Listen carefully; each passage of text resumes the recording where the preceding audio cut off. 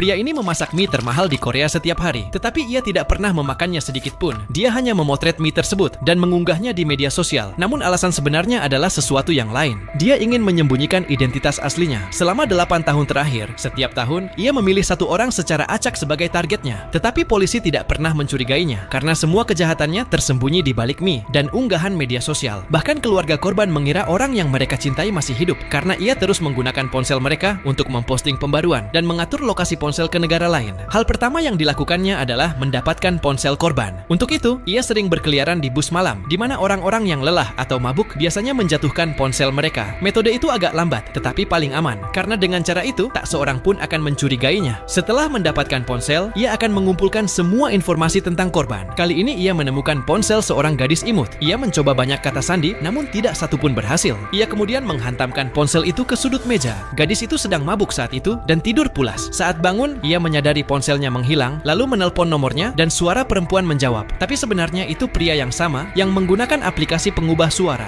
dan mengatakan bahwa ia menemukan ponsel itu di bus, tapi ponselnya sudah rusak. Kemudian ia memberi alamat toko reparasi ponsel dan menyuruh gadis itu untuk mengambil ponselnya di sana. Gadis itu tidak curiga sedikit pun. Ia pergi ke alamat yang diberikan. Itu adalah bangunan tua terbengkalai yang hampir tak ada orang yang datang. Saat masuk ke toko, ia melihat ponselnya dan layarnya memang rusak. Penjaga toko yang sebenarnya pria yang sama memberinya sebuah formulir. Ia harus mengisi semua detail di dalamnya. Yang paling penting adalah kata sandi ponsel. Gadis itu ingin ponselnya cepat diperbaiki, jadi tanpa pikir panjang, ia mengisi formulir tersebut. Sekarang pria itu memiliki semua informasinya. Ia mengganti kamera ponsel, memasang layar baru, membuka kunci ponsel dengan kata sandi, dan diam-diam memasang sebuah virus di dalamnya. Sekarang setiap data gadis itu akan langsung terkirim padanya. Sebelum pergi, gadis itu bahkan berterima kasih. Ia tidak mengetahui bahwa sekarang setiap tindakan, setiap panggilan, setiap pesan, bahkan arah kamera ponselnya sedang dipantau. Dalam beberapa hari, pria itu tahu semua tentang kehidupannya, dari kebiasaan, percakapan, bahkan rahasia yang tak ia sadari sedang direkam dari ponselnya. Di malam hari saat gadis itu tidur, pria itu mengendalikan ponselnya dari jarak jauh. Ia memeriksa semua pesan dan aplikasinya. Setelah mengumpulkan semua informasi, pria itu mulai merencanakan langkah berikutnya.